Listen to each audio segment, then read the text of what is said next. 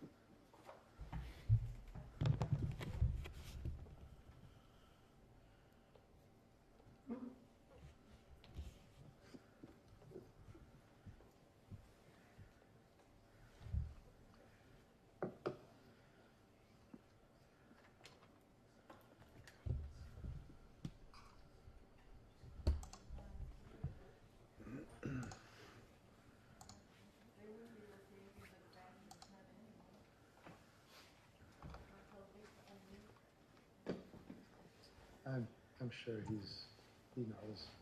Are you ready? Willmann, State of Wisconsin versus Matthew Willmann, 21 CM 354. Appearances, please. Nick Heitman for the state via Zoom. Matthew Willmann appears in person and by counsel Dan Adams. Good morning. Good morning, everyone. This matter is set for sentencing. Mr. Adams, does the defense have any objection to Mr. Heitman appearing via Zoom?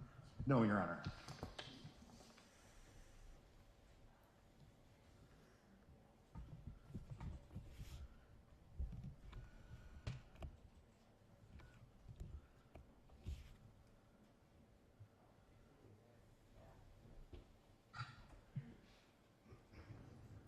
Okay. Mr. Heitman, I would note first there's a request that you wanted to play some videos during your sentencing remarks. Is that correct? That's correct, Judge. So I'd ask the court at the appropriate time to enable the share screen function for me so I can play those videos. I'll also note, Judge, for the record, victim notification has been accomplished for today's date. I believe Ms. Lux and Mr. Kafer are present in court. I know at least Ms. Lux wants to address the court personally. I also believe we've reached an agreement in regards to restitution that was submitted by Mr. Kafer on behalf of UWM for a camera lens that was damaged in the incident. Is that right, Mr. Adams? Yes, Your Honor. Okay. And what is the amount? 1 second, Judge. It goes a little over $1,000, right? $1,099. Correct. That was the amount submitted, and that will end up being payable to UWM. And I have the address, which I shared with Mr. Adams earlier today, that amount would be payable to. All right. And that is the, Mr. Adams, you agree that's the agreed upon amount? Yes, as long as that's going to UW Milwaukee. All right. Let's go off the record for 1 minute.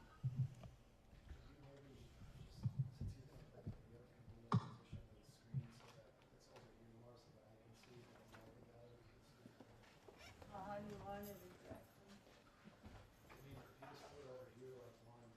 Oh, move it this way? Move it down this way?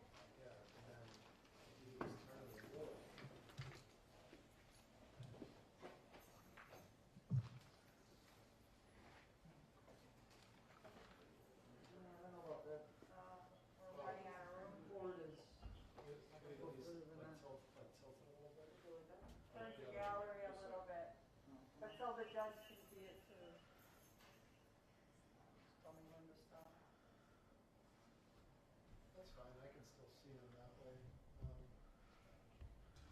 Keep going. That's good. Now you can see something. Okay. Regarding sentencing, Mr. Heitman, go ahead then, please. Back on the record. Go ahead, Mr. Heitman. Thank you, Judge. I believe Ms. Lux wanted to address the court first. Okay. Go ahead, please.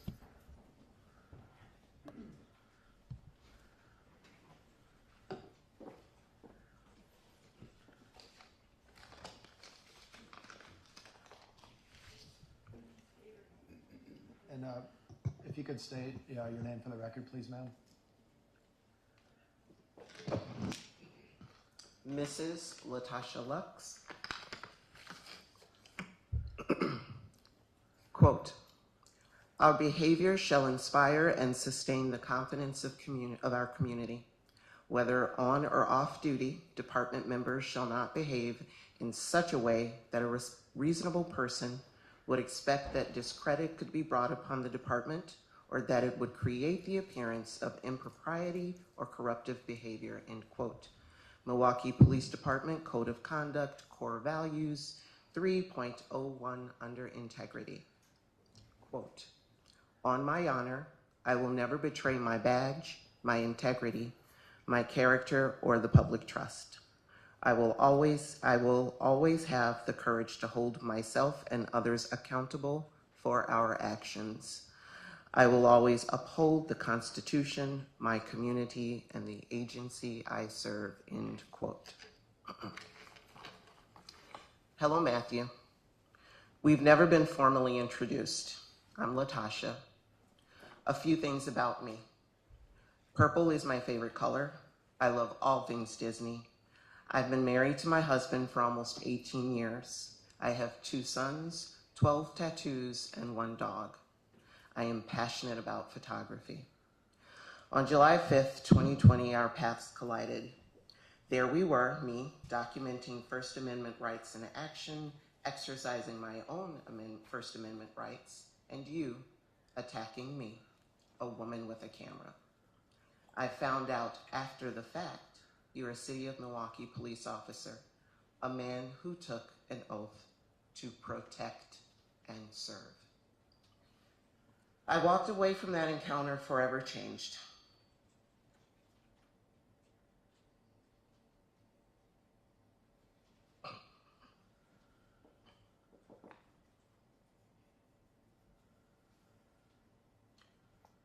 I'm not talking about the post-traumatic anxiety, the nightmares, the panic attacks, or the tear-filled breakdowns, or even the concussion. I'm talking about the time it took afterwards before I was okay with the curtains being left open in my apartment. I'm talking about the paranoia and constantly looking over my shoulder knowing I had been attacked by a Milwaukee police officer who now had access to my home address. You made me feel unsafe in a place where before we met, I was confident was a safe space. Behind my camera. For months before July 5th, 2020, I had been documenting peaceful civil actions in and around Milwaukee. I never felt threatened, afraid, or unsafe. You entered my space and forever changed that. It took more time than I'm comfortable admitting before I could even look at my camera, let alone pick it up and go back out there and use it. Whatever condition you were in, whatever influences you were under, you looked at me and decided I was not worthy of the most basic human dignity and respect, that I was not one of those people you swore to protect and serve, and you hurt me, a woman. Some people will say you're getting off easy. My husband is one of them. You see, he must live with the knowledge that another man put their hands on his wife and hurt her.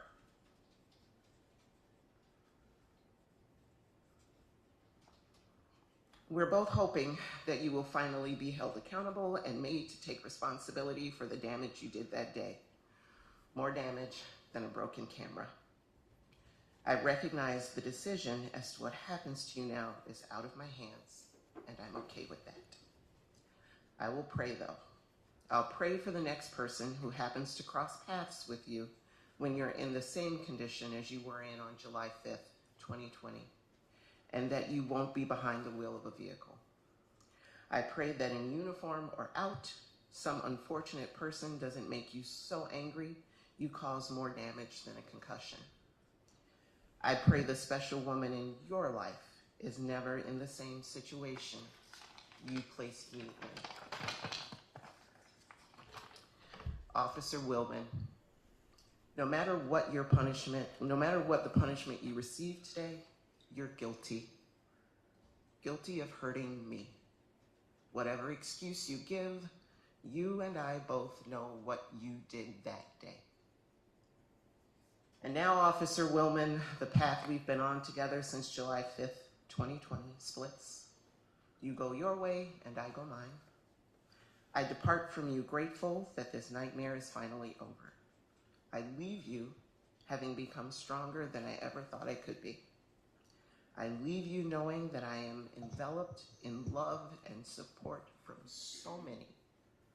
I leave you with my head held high and a smile on my face. This was my victim impact statement. Victim. I hate that people see me as a victim. I hate that you've turned me into a victim. I've never viewed myself as a victim, and now, in the past 2 years, it's been connected to my name more times than I can count. I am no longer your victim, Matthew Willmann. May you always carry a little piece of me forever into your future. Whatever that future may hold, and may it be the future you deserve.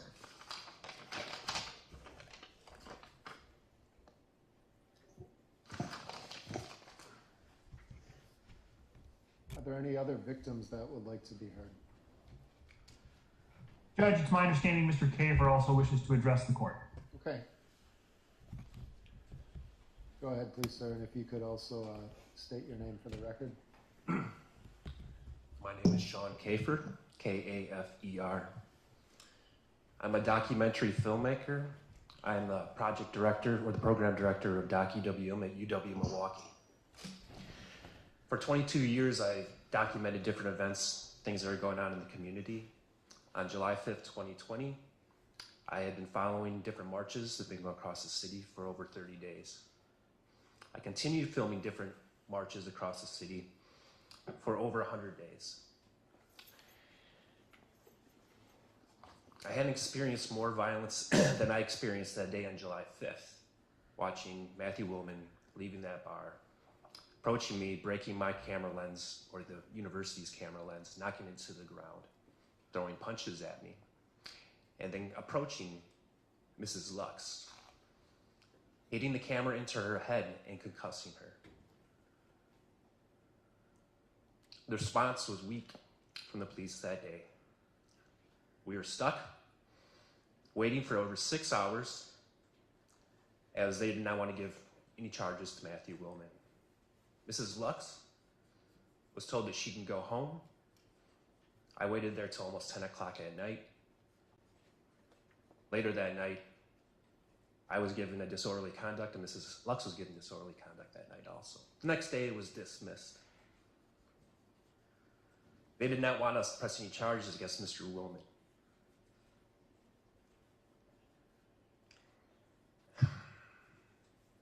That night, I didn't sleep. The anxiety that I have to this day after that incident is great.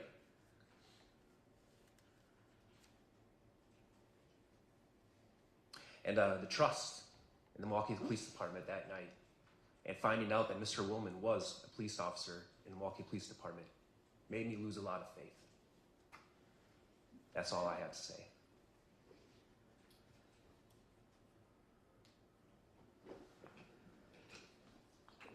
All right, any other victims that would like to be heard?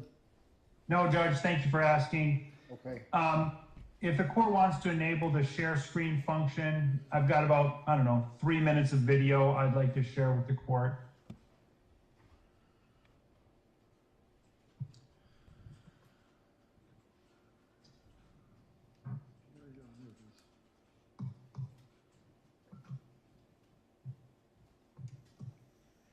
All right, I believe it is enabled now, Mr. Heitman.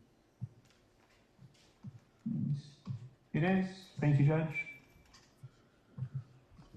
Can the court see my screen? It can. So, Your Honor, I'll start the from what my perspective was the initial encounter with Mr. Willmann and the protesters. And I'll mute the video so I can talk as it's playing. This is about 19 seconds of footage here, excuse me.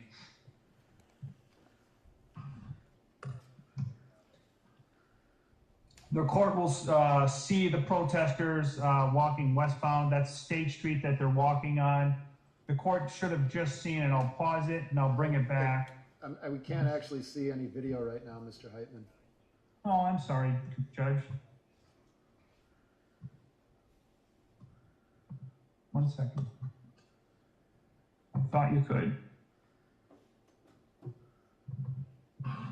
It looks like we can see your screen, but there are just, it looks like some pictures and a couple videos. Yeah, that's the, let's see here.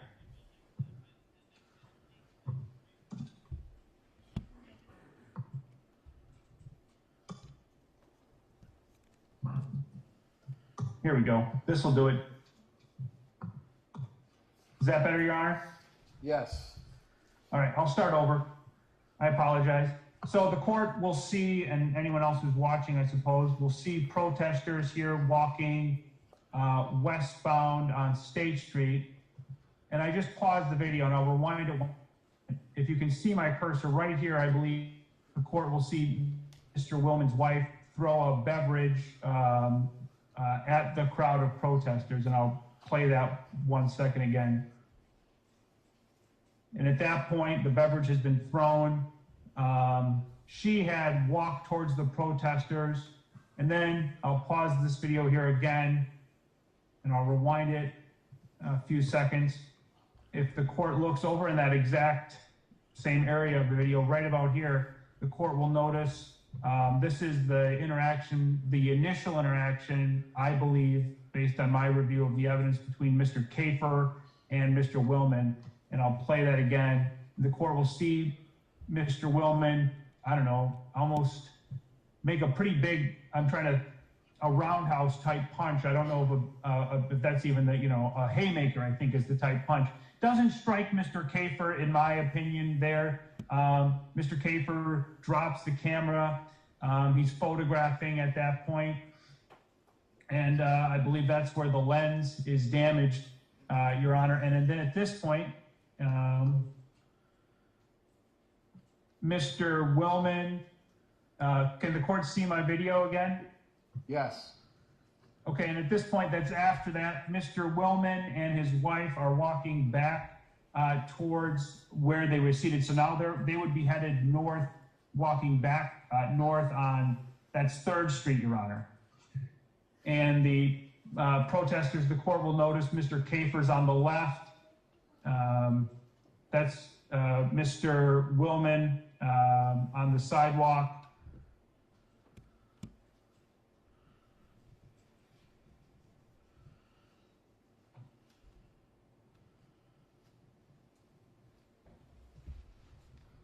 The court will notice too, that's Miss Lux. She's standing on a table photographing Mr. Willmann and his wife as they walk back to the area.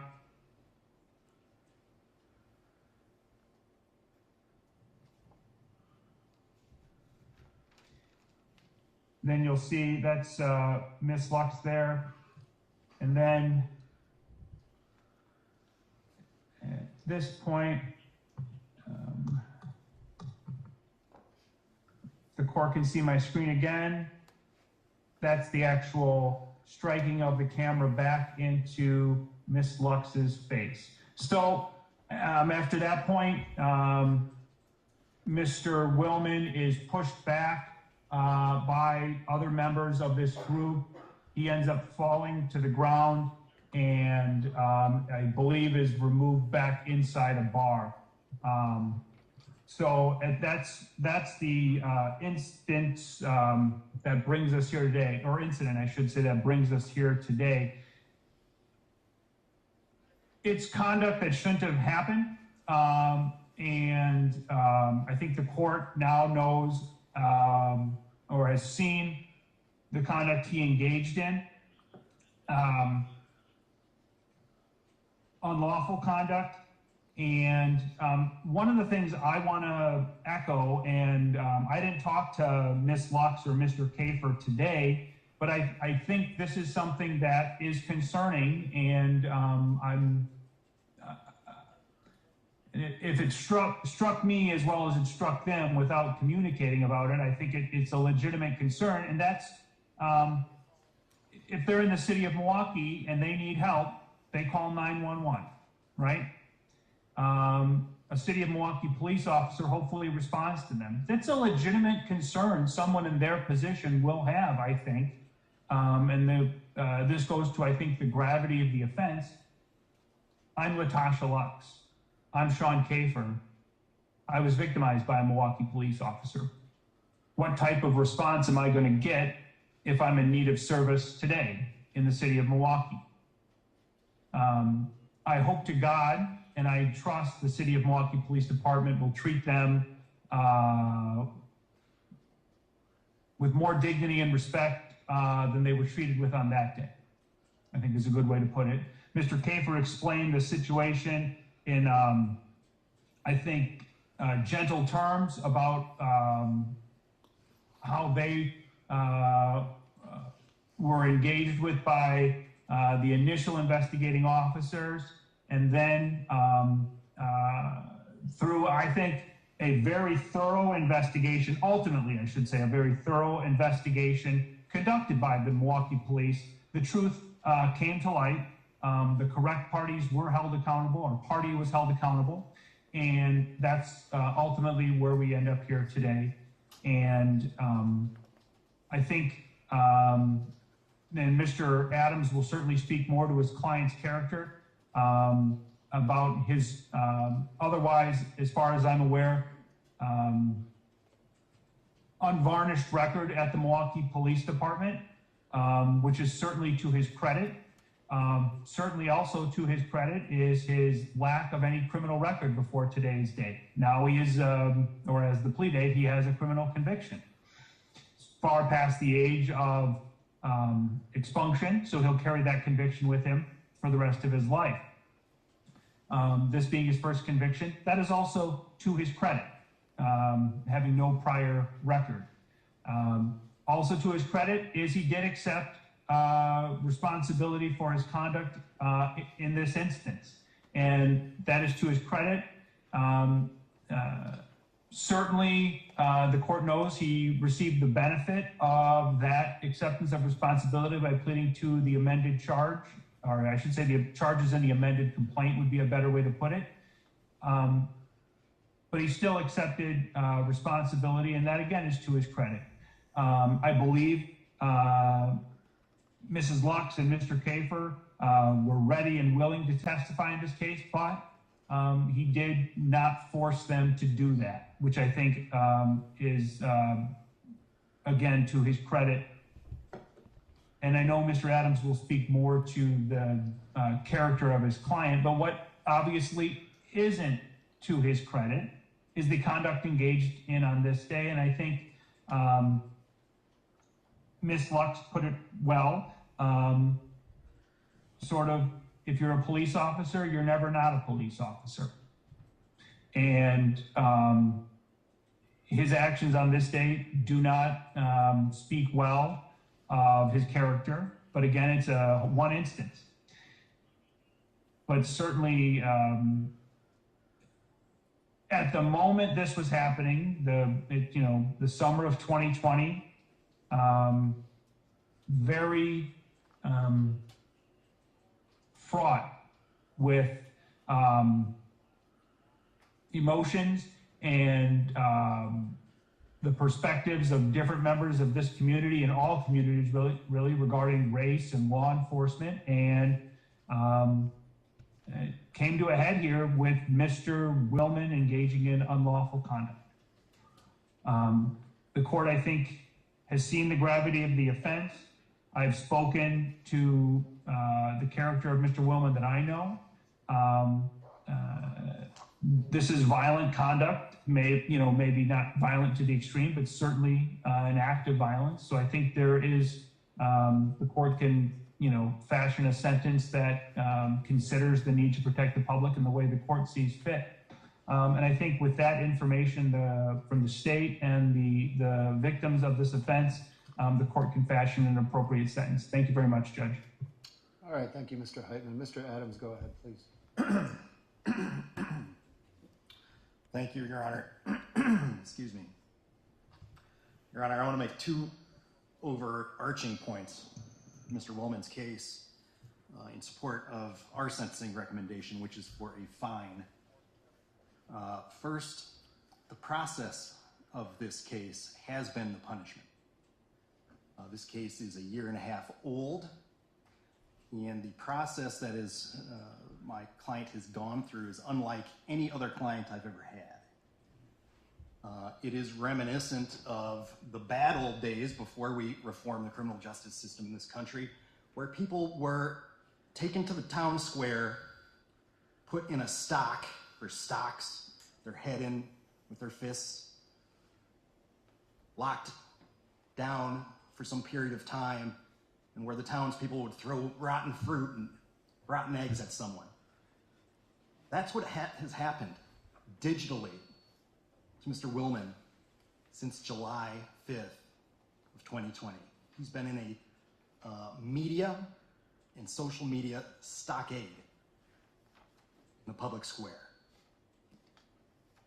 The second point I want to make, the overarching point, is if Matt Willmann were a plumber, not a policeman, he would not be here. This would not be a courtroom with any observers. And I think that when we think of the idea of justice being blind and justice being metered out consistently across anyone, regardless of their creed, their religion, their race, their occupation, I think we should remember that if Matt Willmann were a plumber, he would not be here. The context of July 5th, I think, has to be noted. Mr. Willmann has been a City of Milwaukee employee for, at that point, about 14 years, 14 and a half years. In a dangerous job, in a stressful job, in a job where he is not often celebrated, and where every mistake can be blown up into something, but a job that is so important that whenever we think of a crisis, whether it's medical or safety, first responders are always the police. And in the near past, in 2016, he was one of the first responders to the Sherman Park protests, which then became dangerous riots, with a convenience store being put ablaze. That experience, being the first responder, imprinted itself on him.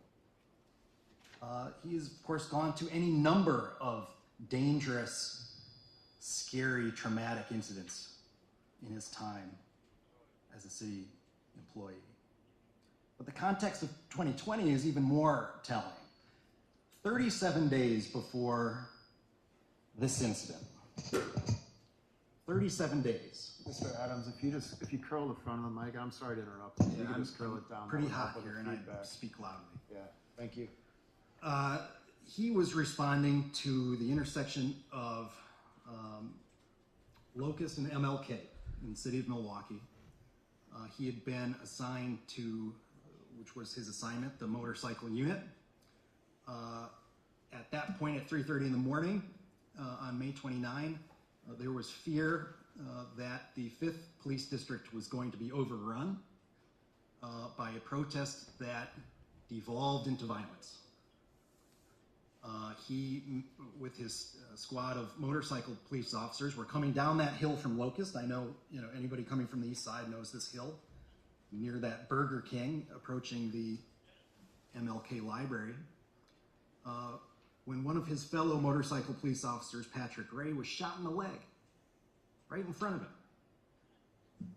Luckily, it was not a debilitating injury, but they didn't know that at the time. There were an angry group of people. He had a fellow officer shot in front of him. they took him to safety. During that unrest, Your Honor will know the Walgreens on that block, someone attempted to firebomb, and the Boost Mobile store and a convenience store on that corner were decimated. The reason I bring this up is because it was just 37 days before this happened. And so in Matt Willmann's mind, protests can get out of control. Violence can come after a legitimate protest.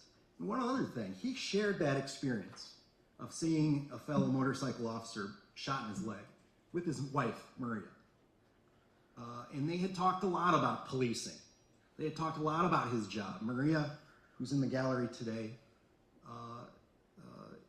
obviously married to a police officer, but she's also very supportive of law enforcement. And so much so that in the summer of 2020, she was wearing a Police Lives Matter or a Blue Lives Matter t-shirt around to show her support. I mean, that's how much she subscribed to that belief.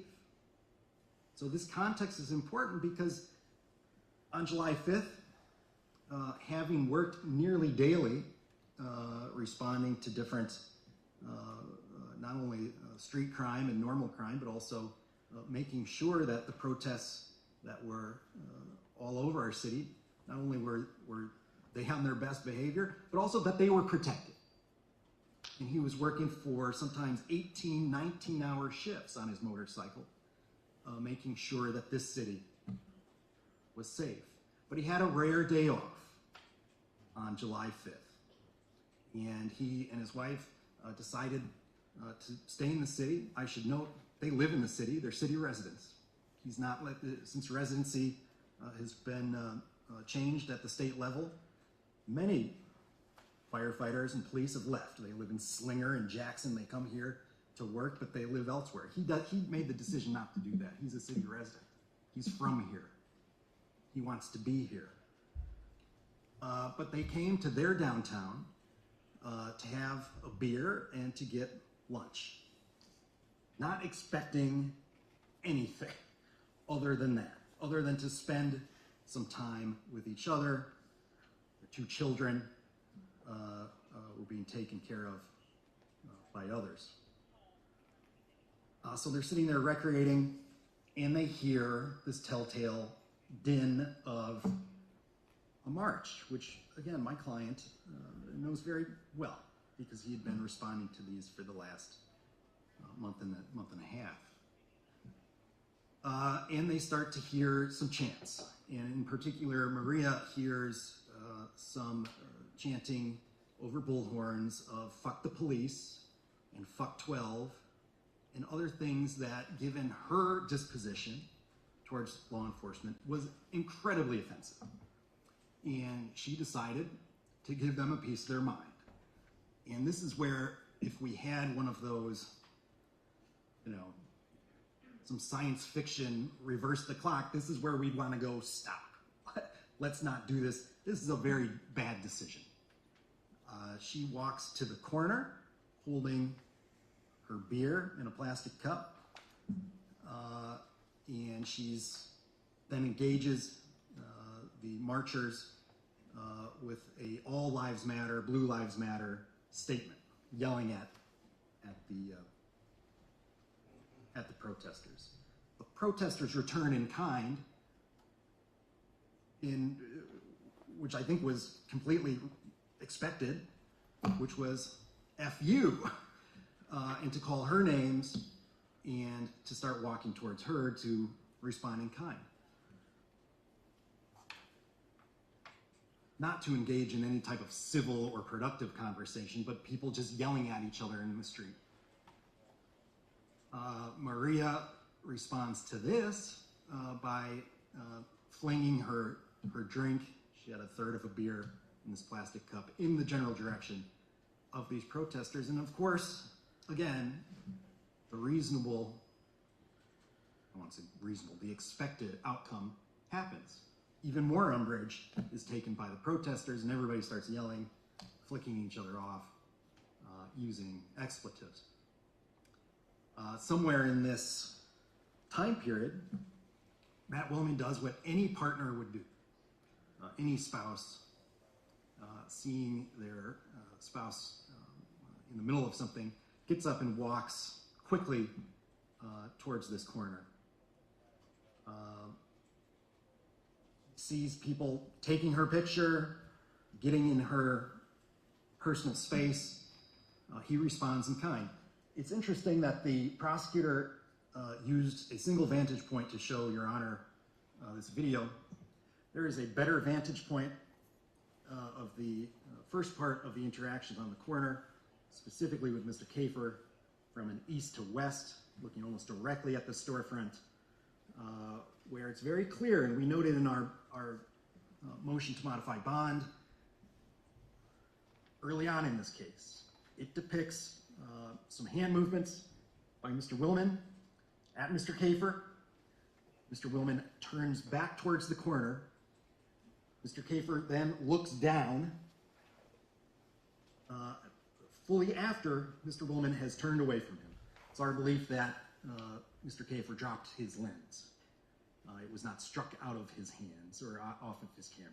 He dropped his lens. Now, but for Mr. Willmann's actions, the lens wouldn't have been dropped at all. And so that's why he's taking responsibility as an act of good faith to pay UWM for that damaged component of the camera. Now, after all this, you can see the Willmanns retreat. They are retreating from this commotion. They're backing off. And what's interesting is that the protest coordinators, in every march, there are people who are designated as security or coordinators, and they are telling people, get back. And you can see in that video, they're using hand motions, get back, get back. And everyone but two protesters listens to them. Everybody's getting back on the State Street to keep moving west. There's an individual who was shirtless, who does not listen to him. He continues to engage with the Willmanns. And then Mrs. Lux, who again has her camera, is first standing on a bench. She did not see that she was in the back of the march. She came kind of diagonal towards those benches, and she climbs over them, is taking pictures. What is very notable, and I think it's mitigating to all parties, frankly, both my client and Mrs. Lux. She had earplugs in, so she couldn't hear the coordinator saying, get back, and she didn't see the hand signals from these coordinators as well, presumably. So she keeps advancing, and she goes over that table. My client, as Your Honor saw in the video, continues to retreat, and at some point he signals that this is done. And goodbye signals with his hands. At some point he does a kind of a prayer, a very pronounced prayer, kind of, okay, we hear you, bye-bye. It was very clear that he was retreating at this point. As Mrs. Lux advanced towards him, it should be noted she had a telephoto lens, very nice lens, and I want to credit Mrs. Lux. She is a very talented artist. Her work that I've seen is exceptional. I mean, it's very nice photographs. Part of that is her skill. Part of that is her camera lens and her equipment. But there was no need for her to get right into the faces of the Willmanns, given that nice lens that she had. When it was clear and they were just, out loud saying goodbye, goodbye, goodbye, advancing, that's when my client slapped her camera. Now, as Your Honor saw, they were very close. If my client wanted to physically harm Mrs. Lux at that point, he was certainly had the ability to push her, to punch her, to kick her, to do any type of physical harm, given their proximity. He didn't do that. He made the bad decision to slap her camera. That was the focus of his action there. basically, stop taking my picture. I've asked. You're not listening. Slaps the camera. The camera, as you see, is forcefully pushed down into the lip area of Mrs. Lux. Immediately, the individual without the shirt and some other individuals rush in. My client is forcefully pushed into the door of one of the restaurants there. He hurts his bicep. Somebody in the restaurant opens the door and pulls them in, and people basically move on. The march continued on. In fact, Sean Kafer continued on after his initial interaction with the Willmanns. In her Facebook Live statements, Mrs. Lug's prolific user of social media made some very long videos documenting essentially her wait for any type of police action that day. She's sitting at one of these benches outside of one of the restaurants, and she complains of a sore lip. And that complaint is continued in another Facebook Live video that she makes as she's driving home that night. That her lip is starting to hurt. When asked by multiple parties, not just police, but both police and as well as her fellow protesters whether she needs medical treatment, she says no on scene. There is no indication that she is concussed or otherwise in any type of distress other than the sore lip at that point.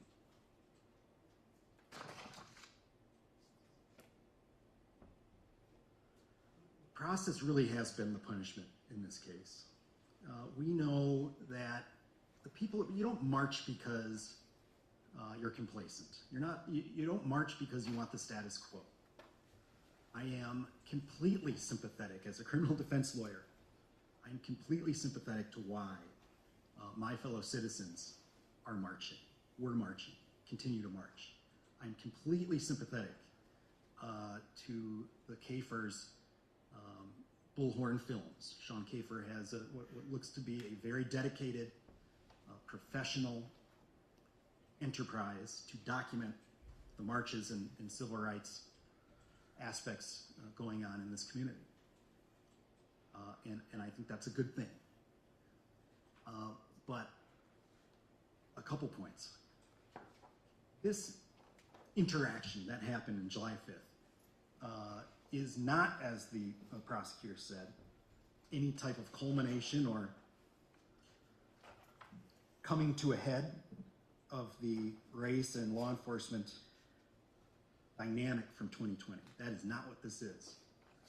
This is a single incident of a person who was sitting having lunch with his wife. And this event happened. You cannot make this into an event in itself. It should not be. The process of this case, because there was video evidence, not only from the surveillance videos, but the protesters themselves taking video. Within the day of this happening, Mr. Willmann and Mrs. Willmann had their faces strewn across social media, not just in Milwaukee, across Wisconsin, and frankly, across the country. Within a day of this happening, the Willmanns' block, their street in front of their house, was spray painted with graffiti. Within the day of this happening, there was a concerted effort to dox, that's D-O-X, the Willmanns, to find out who they were and to start taking action, social media action, and more action. Mrs. Willmann's place of work, she works for a private employer, was called, was messaged. There was attempts to embarrass them online, to try to hurt their business, a family business. Had nothing to do with any of this. That happened within a day. trying to not only hurt the business, but to get her fired from her middle-class job. This isn't, these aren't public figures. These are normal middle-class people. But it goes beyond that. We have heard from Mr. Kafer and Mrs. Luggs about the effect of this on themselves, and the anxiety of police knowing where they live. Well, nobody protested their houses, but they did protest Matt Willmann's house, a one-story, modest family residence in a modest neighborhood in the city of Milwaukee. I included some of those photographs in a pretrial offer of proof to Your Honor. Not only did protesters march on his family home, where he lives with 2 small minor children, but they engaged his neighbors. The neighbors who came out thinking, what in the heck is this? They engaged the neighbors. And one thing that they did, the protesters, was have placards. Placards of the prosecutor's boss, John Chisholm, with a derogatory statement about him. Placard of Chief Alfonso Morales saying, fire him. But a placard, and they're public figures, by the way, they can take it.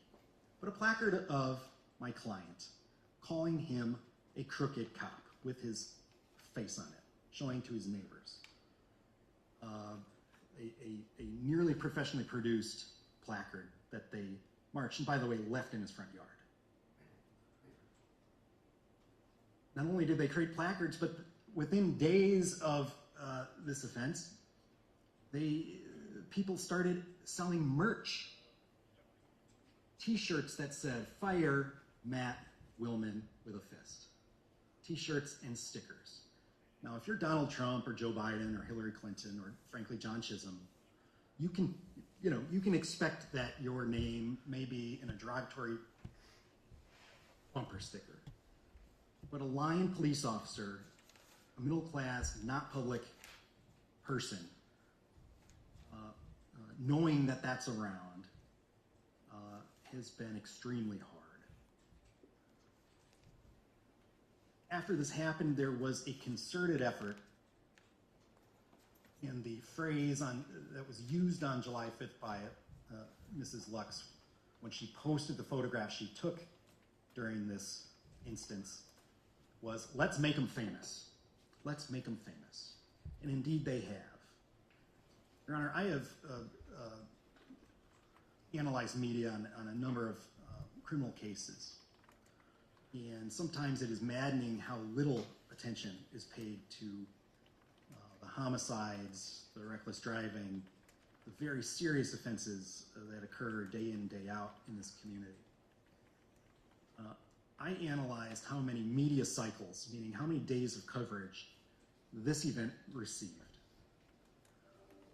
We include today 14 days of media coverage. There are child homicides that do not get anywhere near that type of coverage.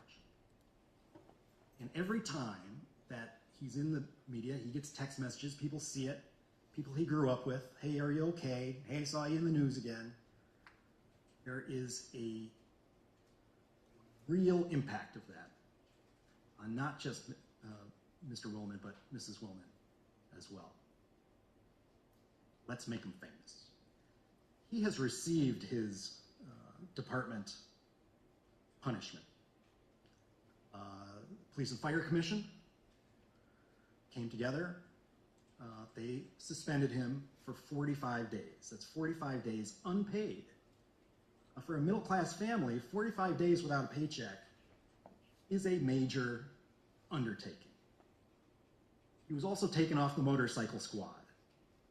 This is something that he had earned, something he really enjoyed, something that he thought he could best serve the city of Milwaukee and keep people safe. He was taken off of motorcycle duty, put at a desk to do paperwork for the last year and a half. Not only is that just professionally debilitating, As Your Honor knows, in public service jobs like this, overtime is kind of where people make their actual living. He's gotten 0 overtime. He works a 9 to 5 doing paperwork. So when we hear about what the punishment should be, all of these aspects, the process has been the punishment to a point that I don't think Your Honor will see another individual with this type of reputational and employment punishment. That's already happened. But the punishment continued through the process. We were going to take responsibility for the disorderly conduct in October when the internal affairs investigation was over. We informed the government, we'll take the disorderly conduct. Let's go to court. Let's wrap that up. Let's let the victims know that they're taken care of. And we were essentially told no. No, no, no. We offered to engage in restorative justice. Restorative justice is a thing that was spearheaded by the Milwaukee County District Attorney's Office some 20 years ago by a now past saintly individual named David Lehrman, who was a colleague of the prosecutor, with the idea that when an offense happens in this community, the best way to repair the tear in the social fabric is to have both the offender and the victim get together and look at each other and to discuss it. And that an offender will never be truly held responsible until he looks that person in the eye and they discuss what happened. We offered that to the state. They rejected it. Restorative justice is the peak of criminal justice reform, and that was rejected in this case. There was really no deals offered to Mr. Willmann until we were told we were going to have a jury the next day. That is finally when we were offered a deal that met the conduct, which he, of course, quickly took. That was always his intent. As for his character, there's not much more to say. He's a Christian. I'll note, I believe that Mrs. Lux identifies as a Christian as well. And as before court started, I saw them sitting in the gallery by happenstance, right next to each other. 2 Christian City of Milwaukee residents. And it saddens me that these people could not engage informally outside of this courtroom and to discuss person to person what this was all about. And frankly, for both of them to understand where the other is coming from, and frankly, so that Mr. Willmann could look her in the eye and apologize, person to person. He's a father of 2 children. He's a devoted husband. I've said he's a city resident and homeowner. He has taken responsibility for his act. A churchgoer, and again, this is a first offense. If Mr. Willmann were a plumber, again, a first offense, I don't know that this would have been charged criminally. I think this is probably a citation case. If he had been charged as a plumber, he would have certainly been given a deferred prosecution agreement, but he's not. I am heartened that the American system of justice has a judiciary that can weigh all facts in a case and dispense justice in a dispassionate way, that we do not dispense justice by popular vote. That is truly a wonderful thing in our society. It doesn't have any probationary needs. Jail should never be the first item on the table in a first offense misdemeanor case with someone with this stellar type of track record. Jail, of course, is the imposition of state violence on someone, and that just does not meet either Mr. Willmann or the facts of this case.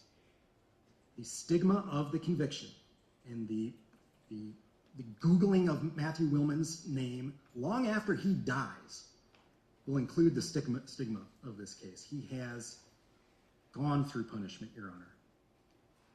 No one in our society should be defined by their worst moment. And unfortunately, in the internet age, I think that is what's going to happen for Mr. Willmann, both reputationally and professionally. I would ask Your Honor to impose a fine, to know that the scarlet letter of a conviction will follow him the rest of his days. Thank you. All right, thank you, Mr. Adams. Mr. Willman, if there's anything that you would like to say at this point, go ahead, please. Yes, Your Honor. Just briefly, I would like to take this moment and apologize for my actions on July 5th, 2020. My wife became involved in an incident while we were out to lunch. Fearing for her safety, I intervened. Looking back on this day, I believe I could have used better judgment and restraint. I have dedicated 16 years of my life to serving the city of Milwaukee and its citizens, and have never failed in doing so. Many times, I have placed my safety secondary to others while performing my duties. I apologize that my actions that day have brought discredit to not only my family, but my department. I regret my actions on that day. Moving forward, I will use this incident to remind me of how my actions need to be held to the highest standard. I do want to sincerely apologize to all parties that have been involved in this incident. Thank you. Okay. Thank you, Mr. Willman. The law says that when I sentence someone, I have to take into account or set certain sentencing goals. Okay.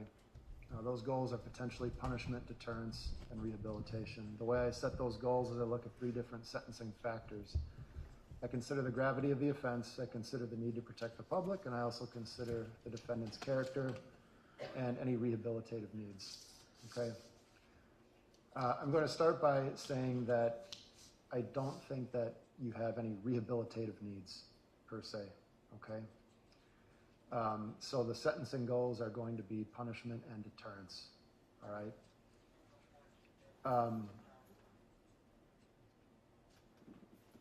Prior to this case was set for trial, and prior to that, I told the parties that on the record that I wanted this case.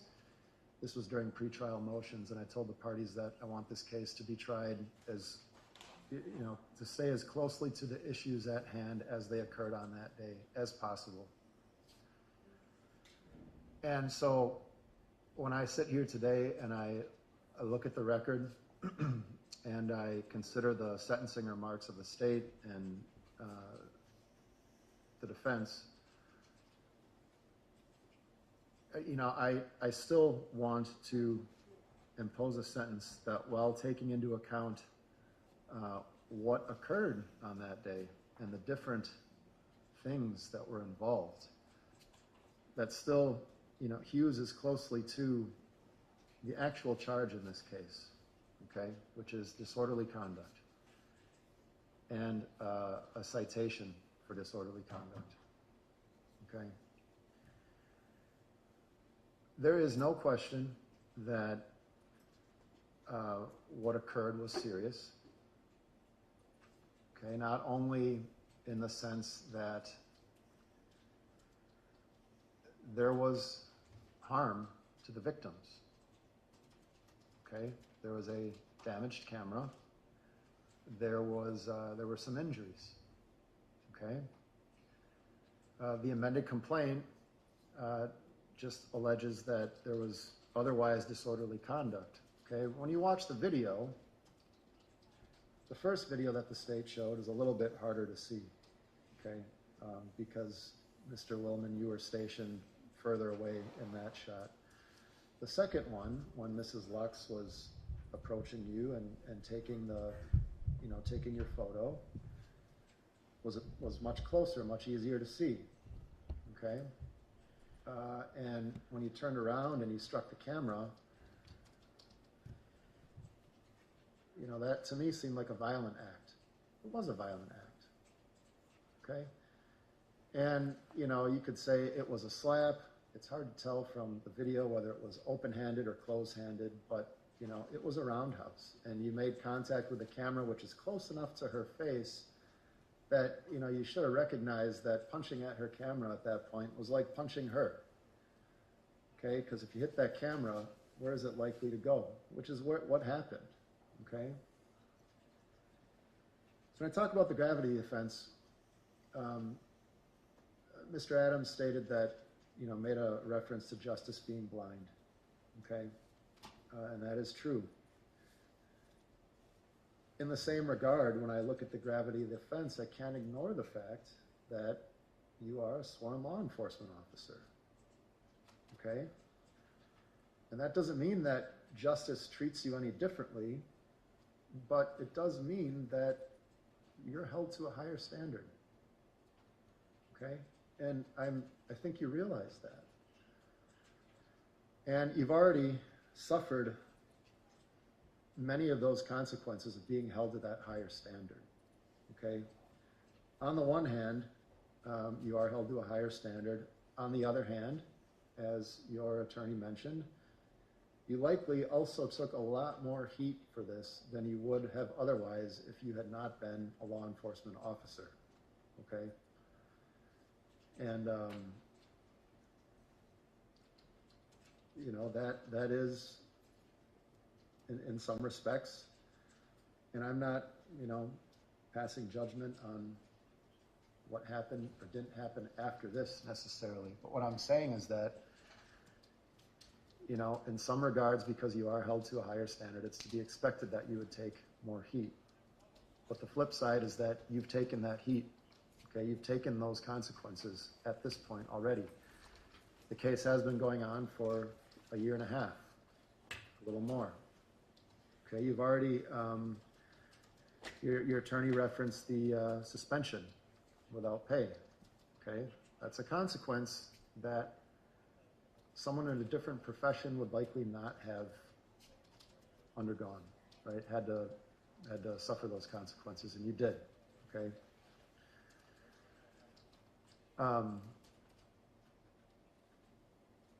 Two other things come to mind here when I'm considering, you know, what occurred that day.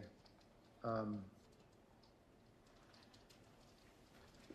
understand that you were, you know, your wife left the establishment first to, you know, approach the protesters. It's understandable that you would want to go out and, you know, protect your wife or try to bring her back in, whatever the case may be, but at some point you also engaged with the protesters. So I can't ignore the fact that, you know, this was really instigated by you. Okay? As a police officer who, you know, you were eating downtown, you just wanted to enjoy a meal, okay? You could have very easily made the decision to stay inside the restaurant and not engage. You know, you said you had seen plenty of protests that summer, right? So you would think maybe you just want to avoid it, enjoy the time, right? The other thing is, again, on the video that was played here today when you're walking back to the bar, at the point where Miss Lux is following you and taking your picture, it doesn't appear that she's that close to you, right? Where you had to turn around and, you know, push the camera out of the way or whatever. You could have gone back into the bar, but you didn't. Okay, you turned around and you swatted at her camera. And so, you know, to me, that is an aggravating factor. The fact that you chose to go outside and engage. And I understand, again, it was, you know, your wife had gone out first, and but you could have, you know, done more to get back inside. And then, you know, once it was just a couple protesters following you, you still decided to turn back around when you could have gone inside the restaurant and, you know, maybe avoided, you know, the worst part of this from happening. Okay? In general, there is a need to protect the public from these type of altercations. Okay? I'm not saying that there's a need right now to protect the public from you, Mr. Willmann. I don't think that you're a danger to the public right now. Okay? But in general, there's a need to deter these types of things from occurring. All right? When I look at your character, it appears overall you have good character, okay? You have a good record other than this offense. You don't have any prior convictions. And to get to the point where you are in life, You know, I think that would speak overall well to your character, that you're in general a law-abiding person, right? And that is it's a very mitigating factor here. You have a good work history. You know, you have a family that you support, which would also speak well overall to your character, okay? As I said, I'm looking at the facts of this case and adhering as closely to the facts as they occurred here that I can when I'm determining what type of sentence to impose, okay? Aggravating is that, again, this could have been avoided. And the main responsibility for that, I think, lied with you. When you chose to go out and engage with the protesters, and then when you chose to turn around, not return to the bar, and swat at Mrs. Luke's camera, or, again, it was a pretty violent swing from what I saw in the video, okay? Mitigating is the fact that this is your first criminal conviction. You have no prior record, okay? And again, that would tell me that overall you have good character. And I want to reiterate, you are held to a higher standard as a law enforcement officer. But I believe that because of that, you've also suffered consequences that other individuals would not have suffered as a result of what you did, okay?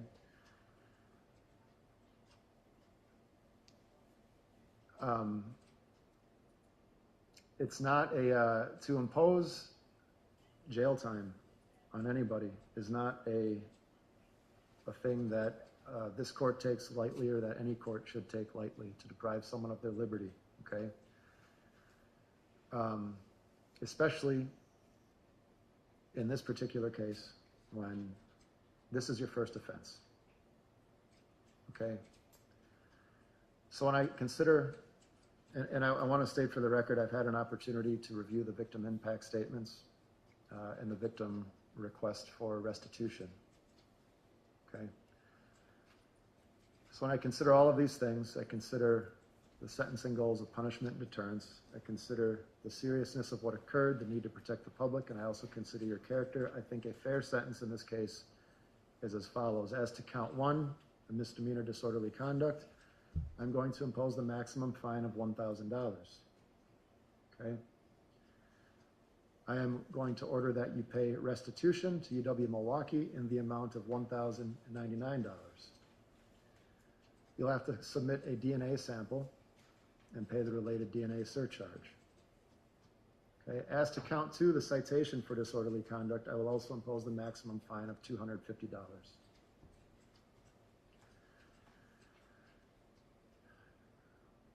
Mr. Willmann, I've tried to be fair with you here, considering everything that's been stated on the record, everything that's been filed before this hearing. Okay, if you disagree with my sentence, you do have the right to appeal. Your attorney can help you out with that. Basically, you have 20 days to decide if you want to appeal and to notify the court. Mr. Adams, is there any sentence credit? No, Your Honor. Okay. I'll also have you pay all court costs and applicable surcharges and assessments, okay? As far as a deadline to pay that, Mr. Adams? We would ask for 6 months. Right, 6 months to pay. Failure to pay would result in a potential civil judgment and tax intercept. That's August 17th. And as far as a deadline to submit the DNA, Mr. Adams, you think you can get that done today? Yes. All right, I'll have you submit that by the end of today. Anything further? You make it tomorrow just in case there's a hiccup down there. Okay. Sometimes they're closed. Sure. Tomorrow then by the end of the day. Thank you. All right. Anything further from the parties? Thank you, Judge. Not from the state, Judge. Thank you for letting me appear via Zoom. All right, you're welcome. Thank you. We're off the record.